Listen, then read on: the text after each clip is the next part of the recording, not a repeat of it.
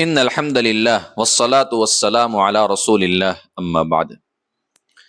صحت اور تندرستی یہ اللہ رب العزت کی جانب سے بہت بڑی نعمت ہے، لیکن ہم لوگ اس نعمت کی قدر نہیں کرتے ہیں۔ ہم دنیا میں صرف مالدار اسی انسان کو سمجھتے ہیں جس کے پاس ڈالرز، پاؤنڈز، یوروز، روپیہ، پیسہ، بینک بیلنس اور اسی طریقے سے جائیداد، بہترین گاڑیاں ہو۔ ہم صرف ایسے انسان کو مالدار سمجھتے ہیں۔ میرے دوستو، یاد رکھنا، اگر اللہ رب العزت نے آپ کو کسی مہلک بیماری میں مبتلا نہیں کیا ہوا ہے، بچایا ہوا ہے، تو آپ بھی بہت بڑے مالدار ہیں۔ ایک انسان مہینے کے 15 سے 20 ہزار روپے کماتا ہے، نہ گھر میں خود بیمار ہے، نہ بیوی بیمار ہے، نہ بچے بیمار ہے، نہ والدین بیمار ہے، گھر کا کوئی فرد کسی بڑی بیماری میں مبتلا نہیں ہے، یہ بندہ بہت بڑا مالدار ہے۔ ایک انسان مہینے کے 50 ہزار روپے کماتا ہے، لاکھ روپے کماتا ہے، لیکن گھر کا کوئی فرد کسی بڑی بیماری کے اندر مبتلا ہو گیا ہے اور اس کے پیسوں کا ایک بہت بڑا حصہ اس کی دواؤں میں چلا جاتا ہے، کوئی عقل مند انسان ایسے بندے کو مالدار نہیں کہے گا۔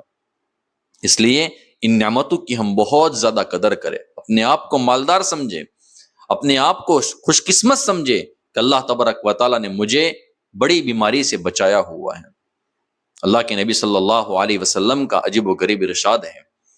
اللہ کے حبیب صلی اللہ علیہ وسلم نے فرمایا، بخاری شریف کتاب الرقاق کی روایت موجود ہے، نعمتان مغبون فیہما کثیر من الناس الصحۃ والفراغ، کہ دو نعمتیں ایسی ہیں کہ لوگوں کو ان دو نعمتوں کے بارے میں دھوکہ لگا ہوا ہے، وہ دھوکے میں پڑے ہوئے ہیں۔ وہ سمجھتے ہیں کہ یہ نعمتیں تو ہمارے پاس ہیں نا، ہمیں کون سی بیماری لگنے والی ہیں۔ اس میں اللہ کے نبی صلی اللہ علیہ وسلم نے پہلی نعمت کا جو ذکر فرمایا ہے نا، وہ نعمت ہے الصحت، تندرستی۔ لوگ تندرستی کی قدر نہیں کرتے ہیں۔ جب تندرستی چلی جاتی ہے اور کسی بیماری میں بندہ مبتلا ہو جاتا ہے، پھر بندے کو سمجھ میں آتا ہے کہ تندرستی یہ کتنی بڑی نعمت ہے۔ اور یاد رکھنا میرے دوستو، یہ نعمتیں بندے کے پاس ہمیشہ نہیں رہتی ہے، بیماریاں آتے دیر نہیں لگتی ہے، کب بیماری آ جاتی ہے بندے کو پتہ بھی نہیں چلتا ہے۔ آپ آئے دن سنتے رہتے ہیں، اچانک بندہ کسی بڑی بیماری کے اندر مبتلا ہو جاتا ہے۔ اللہ ہم سب کی حفاظت فرمائے۔ تو اللہ کے نبی صلی اللہ علیہ وسلم کا ارشاد ہے کہ پہلی نعمت ہے تندرستی، کہ لوگ دھوکے میں ہیں، اور دوسری نعمت ہے فرصت، وقت کا ہونا۔ بندے کے پاس فرصت ہوتی ہے، اللہ کو راضی کرنے والے اعمال نہیں کرتا ہے۔ جب بندہ کسی مشغولی میں پھنس جاتا ہے، اور ایسا پھنس جاتا ہے، پھر بندہ کہتا ہے کہ اگر اللہ تبارک و تعالیٰ نے مجھے اس مشغولی سے نکال دیا، مجھے اللہ نے فرصت دے دی، تو میں اللہ کو راضی کرنے والے اعمال کروں گا۔ بندہ صحت مند ہوتا ہے، وہ نافرمانی کرتا ہے اللہ کی رضا والے اعمال نہیں کرتا ہے، اور جب کسی بیماری میں مبتلا ہو جاتا ہے تو وہ بندہ کیا کہتا ہے، اگر اللہ نے مجھے شفا دے دی تو میں ضرور اللہ کو راضی کروں گا، اللہ کی رضا والے اعمال کروں گا۔ اور میرے دوستو، اللہ تبارک و تعالیٰ ایسے بندوں کو بہت سی مرتبہ یہ دو نعمتیں واپس عطا بھی فرما دیتے ہیں، لیکن ہم لوگ بہت ناشکرے ہیں۔ ایسے لوگ پھر دوبارہ اللہ تبارک و تعالیٰ کی نافرمانی پر اتر آتے ہیں۔ اس لیے ان دو نعمتوں کی خاص طور پر قدر کریں۔ اب میں آپ کی خدمت میں کینسر کا علاج پیش کرتا ہوں، اور یاد رکھنا میرے دوستو، یہ مجرب عمل ہے۔ مجرب عمل کا مطلب یہ ہوتا ہے کہ بہت سارے حضرات نے یہ عمل کیا اور اللہ تبارک و تعالیٰ نے ان کو کینسر جیسی بھیانک بیماری سے شفا بھی عطا فرما دی۔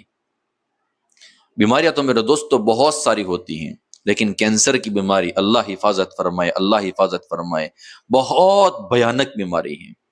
کبھی کسی کینسر کے پیشنٹ کے پاس جانا ہوتا ہے نا، خدا کی قسم کبھی کبھی تو آنکھوں میں آنسو نکل پڑتے ہیں کہ یار یہ بندہ کیسی بیماری میں مبتلا ہو گیا ہے، کیا بیماری اس کو لگ گئی ہے۔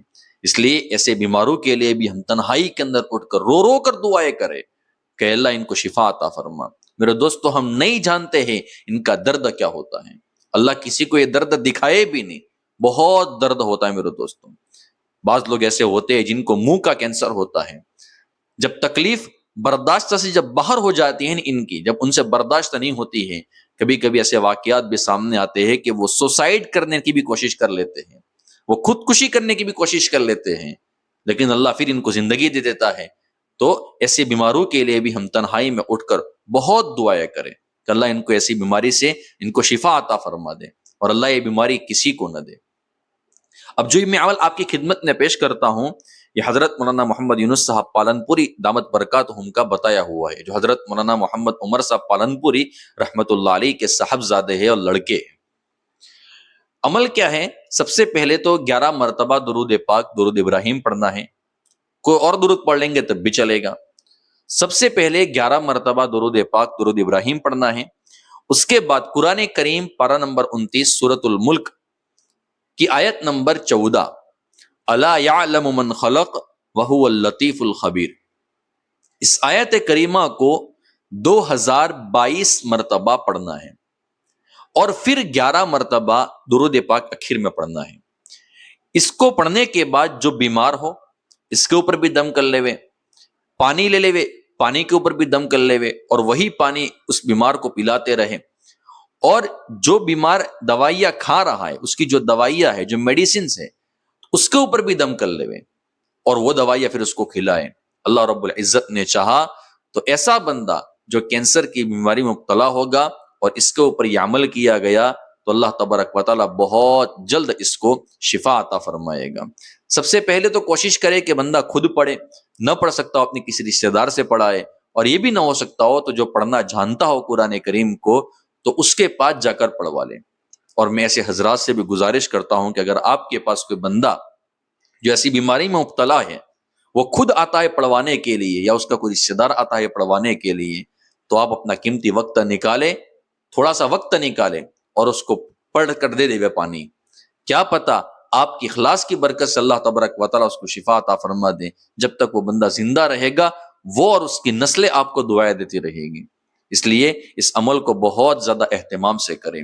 اور صرف یہ کینسر کا علاج نہیں ہے، اگر کوئی بندہ کسی اور بیماری میں مبتلا ہے اور اگر اس طریقے سے اس کے اوپر عمل کیا جائے گا تو اللہ تبارک و تعالیٰ کی ذات سے کبھی امید ہے کہ اللہ تبارک و تعالیٰ اس کو بھی شفا عطا فرما دے گا۔